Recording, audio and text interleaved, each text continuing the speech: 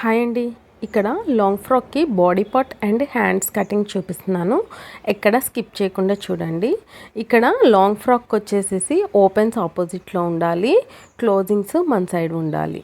ఇప్పుడు నేను ఇక్కడ చూడండి క్లాత్ తీసుకున్నాను కదా, పాలిస్టర్ క్లాత్ లైనింగ్ పీస్ ఇది. క్లోజింగ్స్ ఏమో మనకి వెళ్ళి పెట్టేశాను. ఇక్కడ 15 ఇంచెస్ పొడవు అనేది చూసుకుంటున్నానండి. 4 హోల్డింగ్స్లో ఉంది మన క్లాత్ మీరు చూస్తున్నట్లయితే.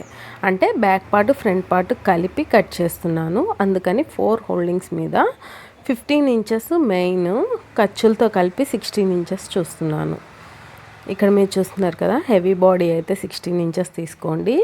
మరి కొంచెం 30 లోపు అయితే మాత్రం 14 ఇంచెస్ అయితే బాడీ సైజు సరిపోతుంది. ఇక్కడ చూడండి 4 హోల్డింగ్స్ మీద తీసుకున్నాం కదా, 2 హోల్డింగ్స్ అనేవి ఓపెన్ చేసేస్తున్నాను, కట్ చేస్తున్నాను. ఎందుకంటే పాలిస్టర్ కదా, బుంగగా వచ్చేస్తుంది, మనకి ఇంచెస్ అనేది తేడా వస్తుంది. మళ్ళీ ఒకసారి చూడండి, 1కి 2 సార్లు చెక్ చేసుకోండి. చెక్ చేసుకొని పెట్టుకోండి. ఒక 1/2 ఇంచ్ మందం ఇక్కడ నేను ఖర్చులకి పైన లైన్, కింద లైన్ గీసేసాను. పైన కూడా 1/2 ఇంచ్ మందం ఖర్చులకి లైన్ గీసేసాను. ఇప్పుడు ఖర్చులు పోగా మిడిల్లో 15 ఇంచెస్ ఉందో లేదో చూసుకున్నాను. నాకు ఇక్కడ ఎగ్జాక్ట్లీ ఉంది. ఇప్పుడు నడుము లూజ్ వచ్చేసి నాకు 8 ఇంచెస్ వచ్చింది. అదే 8 ఇంచెస్ నడుము లూజ్ పెట్టేసి దాంట్లో సగం, నడుము లూజ్లో సగం డాట్స్కి మార్క్ చేస్తున్నాను. ఇక్కడ 1 ఇంచ్ ఎక్స్ట్రా డాట్స్ కోసం పెట్టేశాను. 2 ఇంచెస్ అనేది ఖర్చులకి పాయింట్ చేసుకున్నాను.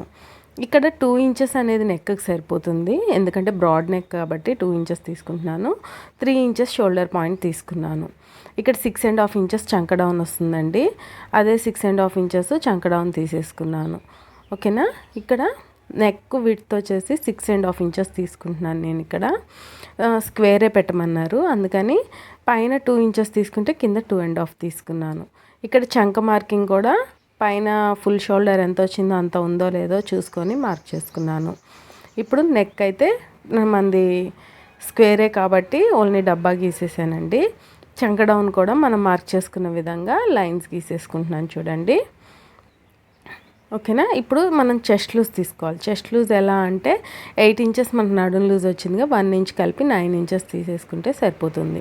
2 ఇంచెస్ ఖర్చులకి, ఇక్కడ 1.5 ఇంచు, ఇక్కడ 1.5 ఇంచు ఇలా మార్క్ చేసుకోండి. వీడియోలో చూపిస్తున్న విధంగా ఆర్మ్ రౌండ్ అనేది కలిపేయండి. పైన 1.5, మిడిల్లో 1.5, కింద చంక డౌన్ లైన్, మనం చెస్ట్ లూజ్ లైన్ ఉంది కదా, ఆ చంక డౌన్ లైన్కి కలిసేటట్టు ఇలా ఆర్మ్ రౌండ్ స్కేల్ని అడ్జస్ట్ చేసి పెట్టండి.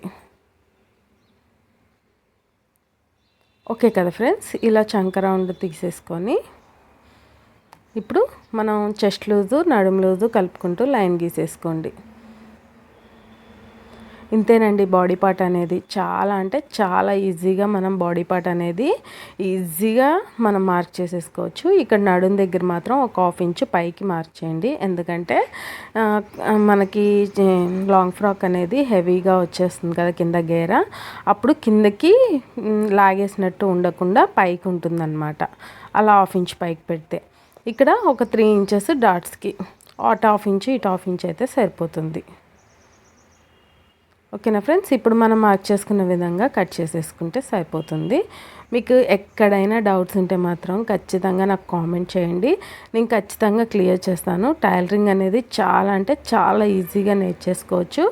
మనకి బాడీ పార్ట్ కొలతలు, హ్యాండ్ కొలతలు వచ్చేస్తే మాత్రం చాలా ఈజీగా అర్థమైపోతుంది. మనకి అర్థం చేసుకుంటే మాత్రం ఏదైనా ఈజీగా వచ్చేస్తుందండి. ఉమెన్స్ అయితే ఇంట్లో ఉండి మనం ఏమీ చేయలేకపోతున్నాం అనుకునే వాళ్ళు, యూట్యూబ్ చూసి టైలరింగ్ నేర్చుకోవాలి అనుకునే వాళ్ళు మన ఛానల్ని ఖచ్చితంగా సబ్స్క్రైబ్ చేసుకోండి.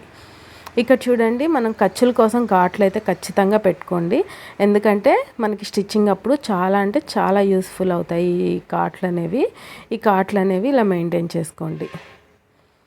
ఓకే కదా. ఇప్పుడైతే మనం ఫ్రంట్ పార్ట్ పక్కకు పెట్టేసి బ్యాక్ పార్ట్కి నేను నెక్ విడ్త్ పైన 2 ఇంచెస్, కింద 2.5 ఇంచెస్ తీసుకుంటున్నాను. ఇక్కడ వచ్చేసి డీప్ నెక్ కాబట్టి 7.5 తీసుకుంటున్నాను. 7.5కి కింద 2.5 ఇంచెస్ ఇలా పెట్టేసి రౌండ్ నెక్కే తీసుకుంటున్నానండి.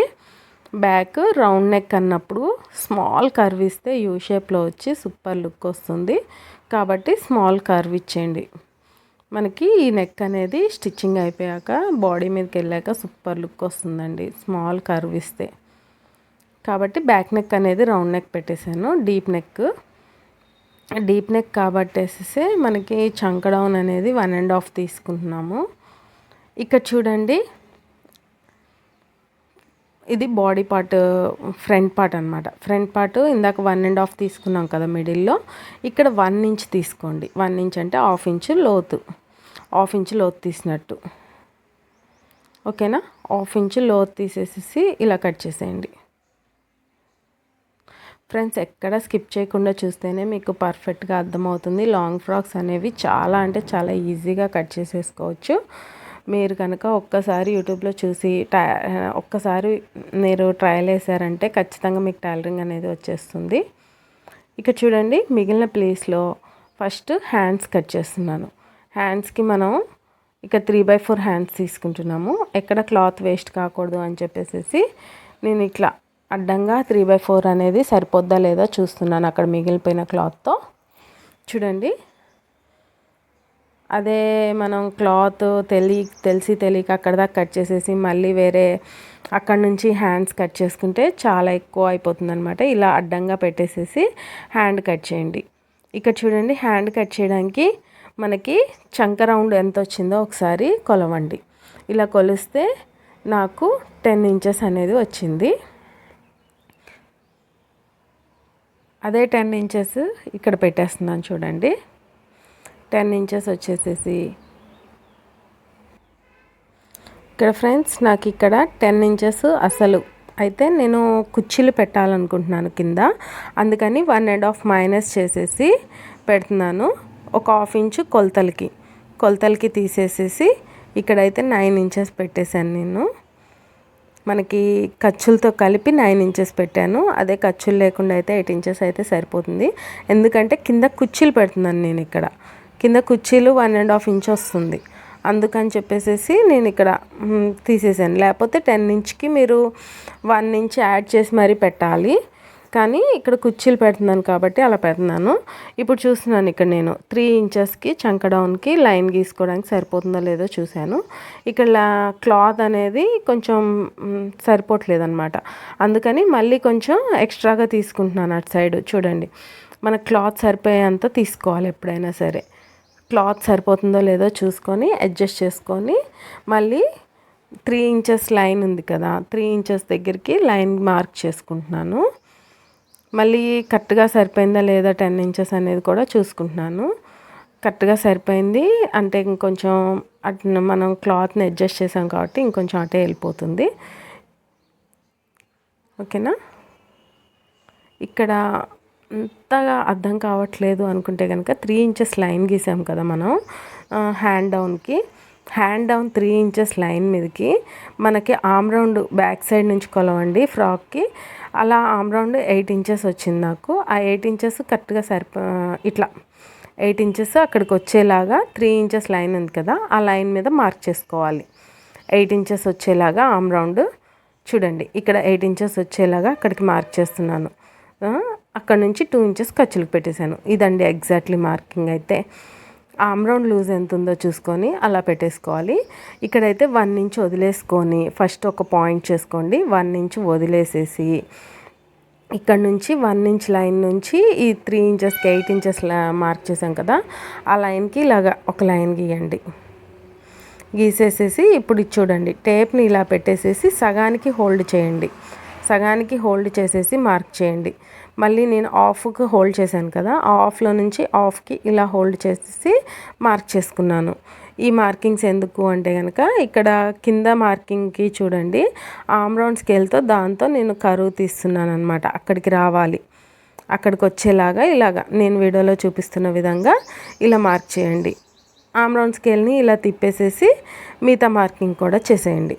ఇలా చేస్తే కనుక మీకు ఎక్కడ బుంగ రాకుండా నీట్ ఫినిషింగ్ వస్తుందండి. ఆమ్ రౌండ్ అనేది మనకి ఆమ్ రౌండ్ నీట్గా వస్తేనే కదా బ్లౌజ్ అయినా లాంగ్ ఫ్రాక్ అయినా డ్రెస్ అయినా బుంగ రాకుండా నీట్ ఫినిషింగ్ వస్తుంది. ఇక్కడ హ్యాండ్ లూజ్ వచ్చేసి 5 ఇంచెస్. 5 ఇంచెస్కి హ్యాండ్ లూజ్ తీసేసుకొని ఎక్స్ట్రా 2 ఇంచెస్ ఖర్చు పెట్టేశాను. ఇక్కడ మిడిల్లో పాయింట్ చేసాం కదా, ఇప్పుడు ఆ మిడిల్ పాయింట్కి హాఫ్ ఇంచ్ డౌన్ చేయాలి. ఈ మిడిల్ పాయింట్కి హాఫ్ ఇంచ్ డౌన్ చేస్తే మనకి హ్యాండ్ డౌన్ అనేది వచ్చేస్తుంది. హ్యాండ్ డౌన్కి కూడా ఇందాక మనం స్కేల్ని ఎలా అయితే ప్లేస్ చేసామో సేమ్ యాజ్ ఇట్ ఈస్గా స్కేల్ని ప్లేస్ చేసేసి హ్యాండ్ డౌన్కి ఇలా మార్క్ చేసేయండి. ఆర్మ్ రౌండ్ అనేది ఇలా మార్క్ చేసేయండి. ఓకేనా ఫ్రెండ్స్, ఇట్లా ఆర్మ్ రౌండ్ అనేది ఇలా తీసుకొని ఇలా మనం చెప్పిన మెథడ్లో కనుక మీరు కట్ చేస్తే కనుక మీకు ఎక్కడ బుంగ రాకుండా నీట్ ఫినిషింగ్ అనేది వచ్చేస్తుందండి. ఇలా కట్ చేసి చూడండి, నా మెథడ్లో ఖచ్చితంగా మీకు నీట్ ఫినిషింగ్ అనేది వస్తుంది. ఈ మెథడ్ అనేది ఎవరు చెప్పి ఉండరు, నేను ఖచ్చితంగా చెప్పగలను ఇలా అయితే పర్ఫెక్ట్గా వచ్చేస్తుంది అనేసి. ఇప్పుడు నేను మార్క్ చేసుకున్న విధంగా కట్ చేసేస్తున్నాను. మీ ప్రోత్సాహం కనుక ఉంటే కనుక నేను మరిన్ని వీడియోస్ చేయడానికి ట్రై చేస్తాను, మీకు మరిన్ని వీడియోస్ అందజేయడానికి కూడా ట్రై చేస్తాను ఫ్రెండ్స్. ప్లీజ్ లైక్ అయితే ఇవ్వండి. ఇక్కడ చూడండి, ఖర్చులకి కాట్లు పెట్టేసుకోండి. ఖర్చుల దగ్గర చెప్పాను కదా, ఖర్చుల కాట్లు అనేవి మనకి స్టిచ్చింగ్ అప్పుడు చాలా యూస్ఫుల్ అవుతాయి కాబట్టి అలా కాట్లు పెట్టేసుకోండి. ఇలా కాట్లు పెట్టేసేసి ఇక్కడ హ్యాండ్ దగ్గర కూడా హ్యాండ్ మిడిల్లో కూడా కాట్ పెట్టేసేసుకోండి, కట్ చేసేసుకోండి. చూడండి, హ్యాండ్ మిడిల్ కూడా ఇక్కడ హ్యాండ్ మిడిల్ కూడా స్టిచ్చింగ్ అప్పుడు మనకి బాగా యూజ్ అవుతుంది. ఇప్పుడైతే ఓపెన్ చేసేసి ఇప్పుడు 4 హోల్డింగ్స్ మీద ఉంది కదా, 2 హోల్డింగ్స్ మీద తీసేసుకొని ఫ్రంట్ లోత్ అనేది కట్ చేయండి. ఫ్రంట్ లోత్ అనేది కట్ చేయండి. ఇది ఫ్రంట్ పార్ట్ అని తెలియడానికి నేనైతే ఇక్కడ F1 రాసుకుంటాను. చూడండి, ఇంతేనండి, చాలా ఈజీగా కటింగ్ అనేది అయిపోయింది. నచ్చుంటే లైక్